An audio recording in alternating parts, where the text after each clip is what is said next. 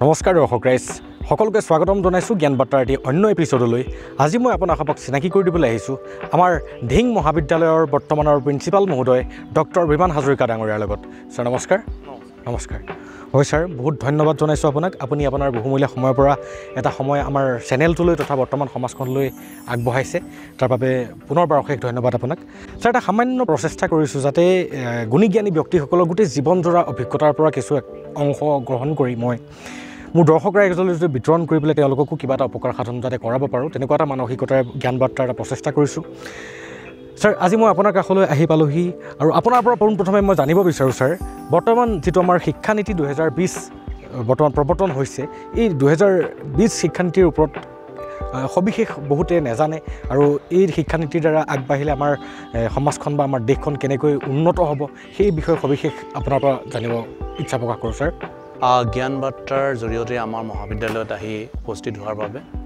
মই অভিনন্দন জনাইছোঁ, ধন্যবাদ জনাইছোঁ।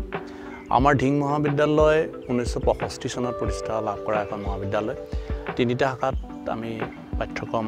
প্ৰণয়ন কৰি আছোঁ: কলা, বিজ্ঞান আৰু বাণিজ্য। তাৰোপৰি আমি ভকেশ্যনেল আৰু স্কিলৰ বিভিন্ন কোৰ্চ ইয়াত কৰিছোঁ। অপেন লাৰ্ণিং ছিষ্টেমৰ আমাৰ আহিছে, তাৰ জৰিয়তে আমি ছাত্ৰ ছাত্ৰীৰ জ্ঞান বিকাশৰ যিখিনি কৰিবকৰণীয় কাম সেইখিনি আমি কৰি আহিছোঁ। এতিয়া যিটো নতুন শিক্ষানীতিৰ কথা আহিছে NEP 2020, ইয়াৰ পূৰ্বে 1986 চনলৈকে এটা ব্ৰিটিছ প্ৰৱৰ্তিত বা আমাৰ ভাৰত চৰকাৰৰ দ্বাৰা প্ৰৱৰ্তিত যিটো পিছত একেটা বিষয়ে প্ৰৱৰ্তন হৈ আহিছিল, তাক বাদ দি এটা নতুন শিক্ষানীতি প্ৰৱৰ্তন কৰা হৈছে 2020 চনৰ পৰা। আৰু ইয়াৰ জৰিয়তে সকলোৰে বাবে শিক্ষাটোৱেই হৈছে মূল কথা, যে আমি কোনো ছাত্ৰ ছাত্ৰী বা কোনো যাতে শিশুৱে কেতিয়াও যাতে শিক্ষাৰ আৱৰ্তৰ পৰা, জ্ঞান আহৰণৰ যিটো আৱৰ্ত, তাৰ পৰা যাতে কেতিয়াও বাদ পৰি নাযায়। আৰু তাৰ কাৰণে ভাৰত চৰকাৰ, অসম চৰকাৰৰ পৰা আৰম্ভ কৰি শিক্ষানৈতিক যিসকল শিক্ষানীতিত প্ৰণয়ন কৰিছে সেইসকলৰ উদ্দেশ্য হৈছে যে এক্সেচিবিলিটি, একাউণ্টেবিলিটি পৰা আৰম্ভ কৰি এফৰ্ডেবিলিটি পৰা আৰম্ভ কৰি কেইবাটাও ক্ৰাইটেৰিয়াৰ ওপৰত, বেঞ্চমাৰ্কৰ ওপৰত এই NEP 2020 বা ৰাষ্ট্ৰীয় শিক্ষানীতি 2020 প্ৰৱৰ্তন কৰা হৈছে। আৰু ইয়াৰ জৰিয়তে মূল কথাটো হ'ল যে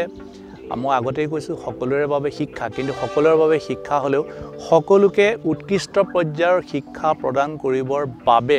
তেখেতসকল বিভিন্ন ধৰণে আগবাঢ়ি যাব লাগিব। আগতে আমাৰ এটা ষ্ট্ৰীমলাইন আছিলে যে আমি বিজ্ঞান শাখাত পঢ়ি আছোঁ, গতিকে বিজ্ঞান শাখাতে আমি স্নাতক হ'লোঁ বা স্নাতকোত্তৰ ডিগ্ৰী লাভ কৰিলোঁ বা গৱেষণা ডিগ্ৰী লাভ কৰিলোঁ। এতিয়া দেখা যায় যে প্ৰথম অৱস্থাৰ পৰা যিটো FYGP আমাৰ ইমপ্লিমেণ্ট হ'বলৈ গৈ আছে বা হৈছে যোৱা বছৰৰ পৰা, আমাৰ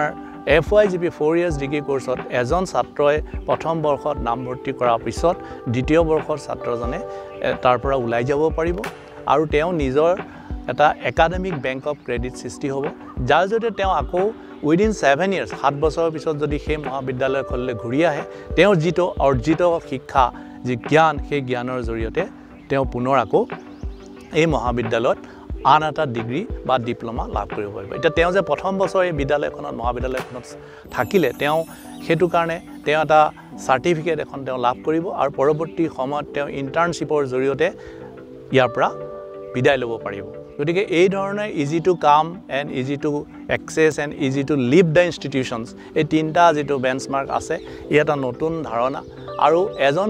শিক্ষাৰ্থীয়ে কেৱল এটা ডিচিপ্লিনতে ষ্টিক হৈ নাথাকি, এটা ডিচিপ্লিনতে নিজৰ জ্ঞান বা বিকাশৰ বা প্ৰস্ফুৰণ হোৱাৰ, নিজৰ জ্ঞান বিকশিত কৰাৰ যিটো পৰম্পৰাগত যদি নীতি চলি আহিছিল, সেই নীতিৰ পৰা কিছু বিতাড়িত হৈ এই নীতি গ্ৰহণ কৰা হৈছে। আৰু আশা কৰিছোঁ যে ছাত্ৰ ছাত্ৰীসকলে বিভিন্ন ধৰণৰ মাল্টি ডিচিপ্লিনাৰী যিটো এপ্ৰ'চ আহিছে নেশ্যনেল এডুকেশ্যন পলিচিত, সেই মাল্টি ডিচিপ্লিনাৰী এপ্ৰ'চৰ জৰিয়তে তেওঁলোকে ক্ৰমান্বয়ে আগবাঢ়ি গৈ ভাৰতীয় যিটো নতুন শিক্ষানীতি national education policy looking towards west আছিলে, এতিয়া লুকিং টুৱাৰ্ডছ ইষ্ট, আমাৰ ভাৰতীয় শিক্ষা, ভাৰতীয় দৰ্শন, ভাৰতীয় আদৰ্শৰ প্ৰতি আকৃষ্ট হৈ বিভিন্ন ধৰণৰ আমাৰ যিটো চৌষষ্ঠি কলাৰ যিটো নিদৰ্শন আমাৰ ভাৰতীয় দৰ্শনত আছে, ভাৰতীয় শাস্ত্ৰত আছে, সেইখিনিও যাতে তেওঁলোকে লাভ কৰিব পাৰে, তাৰ কাৰণে নতুন শিক্ষানীতি প্ৰণয়ন কৰা হৈছে। আৰু ঠিক সেইধৰণে উত্তৰ পশ্চিম নগাঁৱৰ এখন অত্যন্ত প্ৰাচীন মহাবিদ্যালয় ধিং মহাবিদ্যালয়, তাৰ জৰিয়তে আমি অধ্যক্ষৰূপে ইয়াত আসীন হৈ আছোঁ আৰু আমাৰ জৰিয়তেও আমি চেষ্টা কৰিছোঁ আমাৰ শিক্ষকসকলৰ জৰিয়তে আমাৰ ছাত্ৰ ছাত্ৰীসকলৰ জৰিয়তে এই শিক্ষানীতিৰ মাধ্যমে যাতে আমি আগুৱাই যাব পাৰোঁ। বহুত বহুত ধন্যবাদ ছাৰ। আমি আপুনি যিখিনি জ্ঞান তথ্য আমাক দিলে, বিশেষকৈ আমি সকলোৱে শুনি আছোঁ যে নতুন শিক্ষানীতি সকলোৱে শুনি আছোঁ, কিন্তু ইমান এটা সবিশেষ নাজানো। আজি আপোনাৰ পৰা জানিবলৈ পাই খুবেই ভাল লাগিছে ছাৰ। আৰু এটা ক্লিয়াৰিফিকেশ্যন মই এটা বিচাৰোঁ, ধৰি লওক এজন ষ্টুডেণ্টে তেওঁ নিজৰ পচন্দৰ ছাবজেক্টবিলাক নিজে চুজ কৰিব পাৰিব নেকি? ধৰি লওক এজনে মেথমেটিক্স লৈছে কিন্তু তেখেতে ফিজিক্স বেয়া পায়, সেই কথাটো কৈছোঁ, বা এজনে ফিজিক্স লৈছে এজনে কেমেষ্ট্ৰি বেয়া পায়, কেমেষ্ট্ৰি ঠাইত বেলেগ এটা পঢ়িব বিচাৰে, সেই তেনেকুৱা নিজৰ চুজ কৰিব পৰাকৈ কিবা এনেকুৱা ব্যৱস্থা এই শিক্ষানীতিত আছে নেকি ছাৰ? এই শিক্ষানীতিত তেনেধৰণৰ ব্যৱস্থা আছে, যিটো প্ৰশ্ন অৱতাৰণা কৰা হৈছে যে এই শিক্ষানীতিৰ জৰিয়তে এজন মানুহে যদি ফিজিক্স মেজৰ লৈ পঢ়ি আছে, আজিকালি অনাৰ্ছ বুলি কয়, ফিজিক্স অনাৰ্ছ লৈ পঢ়ি আছে, তেওঁ এটা বিষয় ফিজিক্সৰ লগতে তেওঁ বুৰঞ্জী পঢ়িব পাৰিব, পাৰফৰ্মিং আৰ্ট তেওঁ শিকিব পাৰিব, ইলাষ্ট্ৰেশ্যনৰ কাম শিকিব পাৰিব, মানে যিটো চিত্ৰ অঁকাৰ যদি পদ্ধতি আছে সেইটোও জানিব পাৰিব। আৰু বেচিকেলি আমি হৈছে কি যে যিবোৰ ইণ্ডাষ্ট্ৰি ৰিলেটেড লোকেল হওক বা আমাৰ ডাঙৰ যিবোৰ ইণ্ডাষ্ট্ৰি ছেক্টৰ আহিছে, MSMEৰ পৰা হওক বা বেলেগ ছেক্টৰত আহিছে, সেই ধৰণৰ উদ্যোগবিলাকলৈ গৈ তেওঁলোকে শিক্ষা গ্ৰহণ কৰিব পাৰিব ইণ্টাৰ্ণশ্বিপৰ জৰিয়তে। আৰু মই আগতেও কৈছোঁ, এতিয়াও কওঁ যে প্ৰথমতে তেওঁ যিটো বিষয়ে লৈ পঢ়িছিলে সেই বিষয়টোৰ উপৰিও তেওঁ নিজৰ ডিচিপ্লিনত নথকা, যেনেকৈ আমি কওঁ যে এজন কলাৰ ছাত্ৰ, এজন বিজ্ঞানৰ ছাত্ৰ, এজন বাণিজ্যৰ ছাত্ৰ, তিনিটা শাখাত আমি শিক্ষানীতিটো ভাগ কৰি লৈছিল বা শিক্ষা প্ৰৱৰ্তনৰ ব্যৱস্থাটো অতীজৰ পৰা চলি আহিছিল। কিন্তু এতিয়া দেখা গ'ল যে এনেধৰণৰ শিক্ষানীতিৰ প্ৰণয়নৰ জৰিয়তে আমাৰ ছাত্ৰ ছাত্ৰীসকলে যিটো ছাবজেক্ট তেওঁলোকে চইচ কৰিব, সেই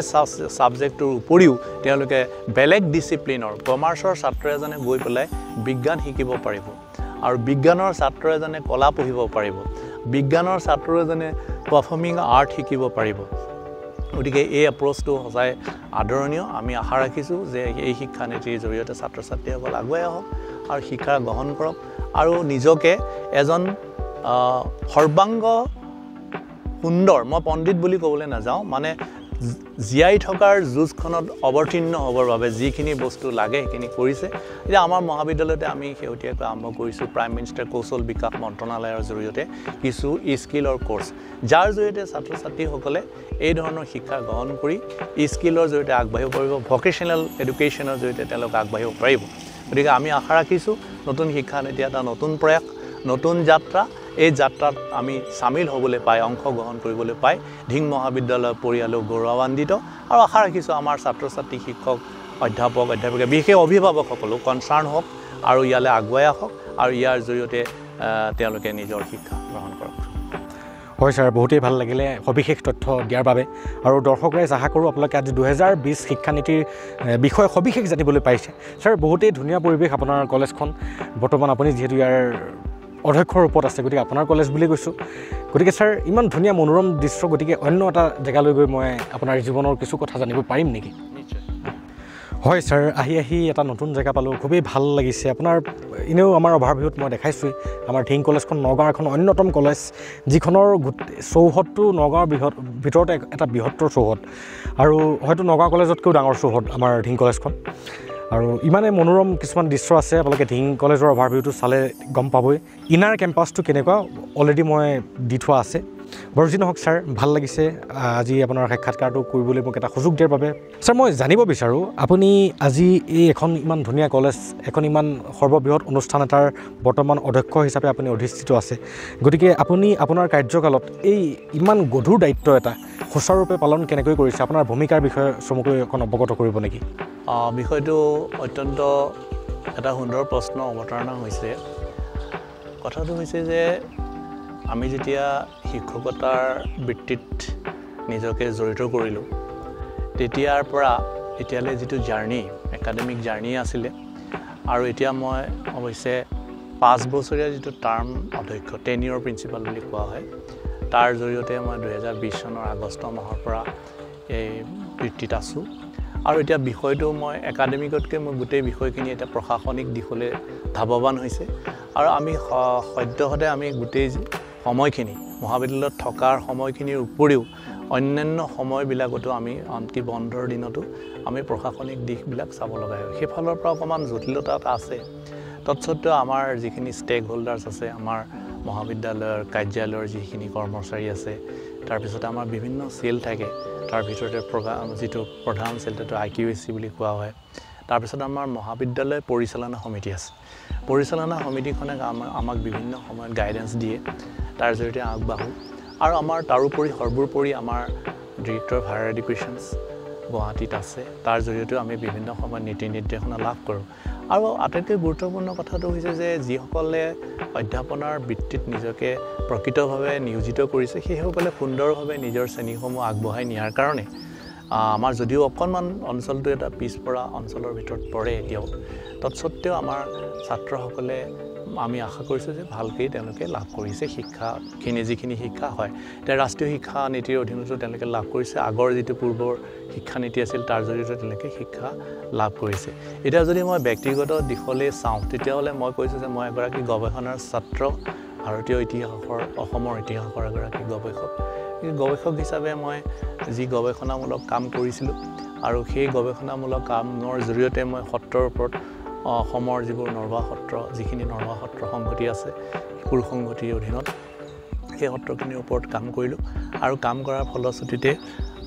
যিটো বিদ্যায়তনিক ডিগ্ৰী আমি লাভ কৰিব লাগে সেই বিদ্যায়তনিক ডিগ্ৰী লাভ কৰিছোঁ আপোনালোকক গৌৰৱেৰে ক'ব পৰা হৈছোঁ যে ধিং মহাবিদ্যালয়ৰ প্ৰায় অধিক সংখ্যকে 40% আমাৰ অধ্যাপক অধ্যাপিকাই ইতিমধ্যে গৱেষণাৰ ডিগ্ৰী লাভ কৰিছে আৰু বিভিন্ন কামত বিভিন্ন দিশত নিজকে নিয়োজিত কৰি ৰাখিবলৈ সক্ষম হৈছে আৰু মই সেই সূত্ৰে আশা কৰোঁ যে যদিও এই বিষয়টো যথেষ্ট জটিল বিষয় এটা এডমিনিষ্ট্ৰেটিভ জব আমাৰ হোষ্টেলো আছে ছাত্ৰাবাস আছে আমাৰ খেলা ধূলাৰ কাৰণে প্ৰেক্ষাগৃহ পথাৰ আছে সাংস্কৃতিক অনুষ্ঠানৰ কাৰণে প্ৰেক্ষাগৃহ আছে ইনডোৰ ষ্টেডিয়াম আছে এইবিলাকৰ জৰিয়তে আমি আগবাঢ়ি যাব বিচাৰোঁ আমাৰ মূল উদ্দেশ্য আছিলে যে ৰাষ্ট্ৰীয় শিক্ষানীতিৰ যিটো মূল ধাৰা ভাৰতীয়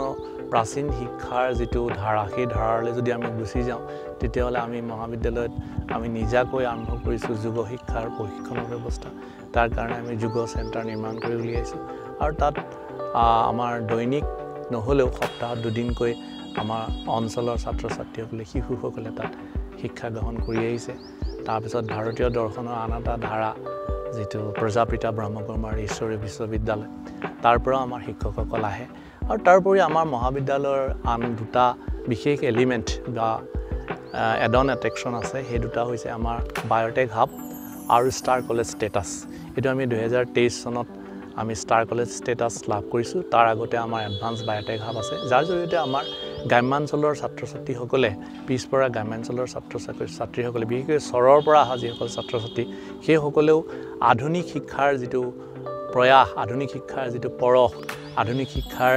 যিখিনি ইনফ্ৰাষ্ট্ৰাকচাৰ বুলি যাক কোৱা হয়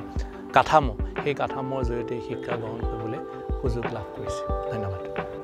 ছাৰ বহুত বহুত ধন্যবাদ আৰু এটা বহুত ভাল লাগিছে যে আপোনালোকৰ চৰৰ অঞ্চলৰ পৰা ব্ৰহ্মপুত্ৰৰ পাৰৰ পৰা ইয়াত পঢ়িবলৈ আহে মই জানিবলৈ পোৱা মতেদি ইয়াৰ পৰা প্ৰায় 10-12 কিলোমিটাৰ আঁতৰত ব্ৰহ্মপুত্ৰৰ চৰ আৰু তাৰ পৰা এনেকুৱা ষ্টুডেণ্টো আছে যি নাৱেৰে নদী পাৰ হৈ পেলাই আমাৰ এই শিক্ষা অনুষ্ঠানত আহি শিক্ষা গ্ৰহণ কৰি বৰ্তমান অসমৰ বিভিন্ন অনুষ্ঠানে প্ৰতিষ্ঠানে তেওঁলোকে কৃতকাৰ্যতা ল'বলৈও সক্ষম হৈছে আৰু ছাৰ তাৰ বাবে অশেষ ধন্যবাদ আপোনালোকৰ এই আহুপুৰুষাৰ্থ প্ৰচেষ্টাই কিমান দুখীয়া মানুহৰ ঘৰৰ ল'ৰা ছোৱালীক মেধাৱী বনাই পেলাই আজি অসমৰ বিভিন্ন চুকে কোণে সিঁচৰিত কৰি তুলিছে তাৰ বাবে আপোনালোক সঁচাকৈ পূজনীয় ছাৰ অন্য এটা জেগালৈ গৈ পৰিভ্ৰমণ কৰি চাই আহোঁ এপাক হয় ছাৰ আহি ইমান ধুনীয়া এটা পৰিৱেশ ইমান ধুনীয়া ধুনীয়া পুখুৰী আৰু আপোনাৰ কলেজখন বিশেষকৈ ইমানেই ধুনীয়া লাগিছে সেউজীয়া গছ গছনিৰে ভৰা আৰু আশা কৰোঁ আপুনি এজন প্ৰকৃতিপ্ৰেমীকে গতিকে আপোনাৰ পৰা মই জানিব বিচাৰোঁ যে আপুনি আপোনাৰ কলেজখনক সেউজীকৰণ যে কৰি ৰাখিছে এই সেউজীকৰণৰ বিশেষ ভূমিকাসমূহ আপুনি কি ধৰণে পালন কৰি বৰ্তমান কলেজখনক ইমান জাকত জিলিকা কৰি তুলিছে তাৰ বিষয়ে চমুকৈ যদি থ্ৰুতে আমাক কয় তেন্তে আমাৰ নৱপ্ৰজন্মই হওক বা আমাৰ ৰাইজে এটা অনুপ্ৰেৰণা পাব যাতে বিশ্ব পৰিৱেশ দিৱসৰ দিনা তেওঁলোকেও একোজ বা গছ পুলি ৰোপণ কৰে কাৰণ এটা আমাৰ মটো আছে যে গছ থাকিলেহে মানুহ থাকিব গতিকে ছাৰ আপোনাৰ দ্বাৰা যদি বস্তুটো অকণ জাগৰণৰ সৃষ্টি কৰাব পাৰোঁ তেন্তে নথৈ আনন্দিত হ'ম ধিং মহাবিদ্যালয়ৰ যিটো সেউজ কেম্পাছ বুলি কোৱা হয় ইয়াত ৭৫ বিঘা মাটিকালিৰ আমাৰ দুটা কেম্পাছ আছে দুটা ভাগত বিভক্ত হৈছে এটা কেম্পাছ আমাৰ পুৰণা কেম্পাছত আমাৰ যথেষ্ট গছ বিৰিখ আছে আৰু ইয়াত গছখিনিৰ বেছিভাগেই হৈছে ফলদায়ক গছ ছাত্ৰ ছাত্ৰীসকলৰ উদ্দেশ্যে আজিৰ পৰা যিসকলে যিসকল মহান শিক্ষাবিদে এই মহাবিদ্যালয়খন প্ৰতিষ্ঠাত গুৰি ধৰিছিল আমাৰ প্ৰতিষ্ঠাপক অধ্যাপক অধ্যক্ষ প্ৰদীপ শইকীয়া মহোদয় লক্ষ্মীকান্ত মহন্ত প্ৰমুখ্যে যিসকল ইয়াৰ গুৰি ধৰোঁতা অধ্যাপক আছিলে শিক্ষাবিদ আছিলে অধ্যক্ষ আছিল তেখেতসকলৰ সময়ৰ পৰা ইয়াতে গছ পুলি ৰোপণৰ কাৰণে এটা বিশেষ আঁচনি লোৱা হৈছিল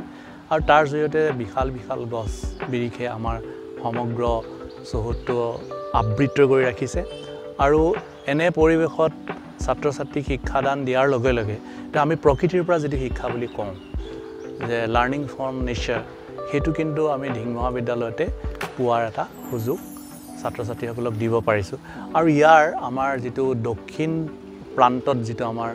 দীঘলীয়াকৈ যিটো পুখুৰী আছে এই পুখুৰীটো যথেষ্ট ডাঙৰ 5 বিঘা মাটিৰ এটা দীঘলীয়া এটা পুখুৰী ই আমাক দুই ধৰণে কাম কৰিছে এটা আমাৰ শীতলকৰণৰ ব্যৱস্থা হৈছে চৌহদ আৰু দ্বিতীয়তে ইয়াত পানী যোগানৰ ব্যৱস্থা আমাৰ তাৰ পৰা হয় অতীজৰে পৰা আৰু লগতে ইয়াৰ জৰিয়তে আমি মৎস্য পালনৰ ব্যৱস্থা কৰিছোঁ গতিকে তিনি ধৰণে কাম আমাৰ ইয়াত হৈছে আৰু আশা ৰাখিছোঁ যে যিটো বৃক্ষৰোপণৰ যিটো প্ৰক্ৰিয়া আমাৰ বহু বৃক্ষ ইতিমধ্যে ৰাস্তা সম্প্ৰসাৰণৰ কামত আমাৰ বৃক্ষবিলাক আমাৰ বহুত কাটি পেলাব লগা হৈছে বিৰল গছ সেই বিৰল গছবিলাকৰ বিলুপ্তিৰ পিছত আমি নতুন ধৰণৰ গছৰ ব্যৱস্থা কৰিছোঁ আৰু আমি মহাবিদ্যালয়ত পৰ্যায়ক্ৰমে বিভিন্ন ধৰণৰ ফলদায়ক গছ যেনেকৈ মৌচুমী বাগানৰ ব্যৱস্থা আমি কৰিছোঁ তাৰোপৰি আমাৰ কলৰ বাগান আছে তাৰোপৰি আমি এতিয়া শেহতীয়াকৈ আমি পদক্ষেপ লৈছোঁ যে আমি ৰঙা চন্দন আৰু বগা চন্দন এই দুইবিধ অত্যন্ত মূল্যৱান গছৰ যাতে আমি খেতি ইয়াত কৰি আমি সংৰক্ষণ কৰি ৰাখিব গছপুলি ৰুলেই নহ'ব গছপুলি প্ৰতিপালন কৰাটোৱেই হ'ল আটাইতকৈ গুৰুত্বপূৰ্ণ কথা আগৰ যিসকল শিক্ষাবিদ আছিল যিসকল প্ৰতিষ্ঠাপক আছিলে তেখেতসকলে এইটো সেই সূত্ৰে আগবাঢ়িছিল আৰু আমাৰ ধিং মহাবিদ্যালয়ত ইক' ক্লাব এনভাইৰমেণ্টেল ক্লাব এনেধৰণৰ ক্লাববিলাক যিবোৰ ছাত্ৰ ছাত্ৰীসকলৰ মাজত জাগৰণ সৃষ্টি কৰিব লাগে অন্যান্য মহাবিদ্যালয়ৰ লগতে আমাৰ মহাবিদ্যালয়ত সেই শ্ৰেণীসমূহ আছে সেই ব্যৱস্থাটো আছে গতিকে তাৰ জৰিয়তে নিশ্চয় ছাত্ৰ ছাত্ৰীসকল আগবাঢ়ি আহিব আৰু এটা কথা কোৱা হৈছিল যে আমাৰ এখন নদী কাষৰীয়া ঠাই এই নদীৰ পাৰৰ পৰা ছাত্ৰ ছাত্ৰীসকল ইয়ালৈ আহে তেওঁলোকৰ যাতায়াতৰ ব্যৱস্থা অত্যন্ত দুৰ্বল কেতিয়াবা এখন নৌকাও আদি পাৰ হ'ব লগা হয় কেতিয়াবা বাৰিষা কালত তেওঁলোকে কেতিয়াবা দুখন নৌকা পায় খৰালি শুকাই যোৱাৰ পিছত তেওঁলোকে বালিৰে আহিব লগা হয় আৰু সোনকালে তেওঁলোক গৃহাভিমুখী যাব লগা হয় গতিকে মই আহ্বান জনাম অসম চৰকাৰক তথা ভাৰত চৰকাৰক যাতে ইয়াত আমাৰ যিসকল ছাত্ৰ ছাত্ৰী 25 কিলোমিটাৰ ৰেডিয়াছৰ পৰা আমাৰ ছাত্ৰ ছাত্ৰী বিভিন্ন ঠাইৰ পৰা আমাৰ ইয়ালৈ আহে তেখেতসকলৰ যাতে যাতায়াতৰ সুবিধা হয় আৰু আমাৰ ছাত্ৰ ছাত্ৰী বুলি ক'লে আমি ক'ব লাগিব প্ৰায় আটাইখিনি ছাত্ৰ ছাত্ৰীয়ে BPL বা লেভেলত বা যিখিনি নিম্ন মজুৰিকৃত কৃষক শ্ৰমিক মজুৰৰ ছাত্ৰ ল'ৰা ছোৱালী গতিকে এইসকলক যাতে আমি সুবিধা দিব পাৰোঁ আৰু গছপুলিৰ জৰিয়তে অকল আমি কেম্পাছটোৰ জৰিয়তে নহয় আমি তেওঁলোককো এইটো এটা আমি উদাহৰণ দেখুৱাইছোঁ আদৰ্শ দেখুৱাইছোঁ যাতে তেওঁলোকেও ঘৰে ঘৰে গছপুলি ৰুই যিমানখিনি জেগা থাকে যাৰ যিমান সুবিধা থাকে সেই মাটিত তেওঁলোকে গছপুলি ৰুই উপকৃত হয় আৰু অন্যান্য খেতি বাতিও কৰি যাতে উপকৃত হ'ব পাৰে তাৰ বাবে আমি মহাবিদ্যালয়খনে এটা আদৰ্শ দাঙি ধৰিবলৈ প্ৰচেষ্টা হাতত লৈছোঁ ধন্যবাদ বহুত ধন্যবাদ ছাৰ আৰু আমাৰ দৰ্শক ৰাইজ আপোনাক সবেও এইটো বুজা দৰকাৰ যে গছ আমি তহিলং কৰি কাটি গৈছোঁ হয় আমি ৰাস্তা বনাওঁতেও গছ তহিলং কৰি কাটি দিছোঁ হয় কিন্তু সেই এজোপা গছৰ বিনিময়ত যদি আমি অন্য এজোপা বা দুজোপা আমি গছ ৰোপণ নকৰোঁ তেন্তে ভৱিষ্যতলৈ গৈ আমাৰেই মুস্কিল হ'বগৈ আমিয়েই গৈ পেলাই এটা সময়ত গৈ পেলাই নানান ৰোগতো আক্ৰান্ত হ'ব পাৰোঁ আৰু ইতিমধ্যে বৈজ্ঞানিকসকলে কোৱা মতেদি সেউজ গৃহৰ প্ৰভাৱৰ ফলত অতি বেঙুনীয়া ৰশ্মি আহি পেলাই মানুহৰ স্কিন কেঞ্চাৰৰ পৰা আদি কৰি বহুত কিছুমান ৰোগৰ সৃষ্টি কৰিছে গতিকে সকলো সজাগ হওক সজাগতা সৃষ্টি কৰাটোৱে আমাৰ জ্ঞান বাৰ্তাৰ মূল প্ৰচেষ্টা ছাৰ অন্য এটা জেগালৈ আপুনি ক'লৈনো নিয়ে এবাৰ যাওঁ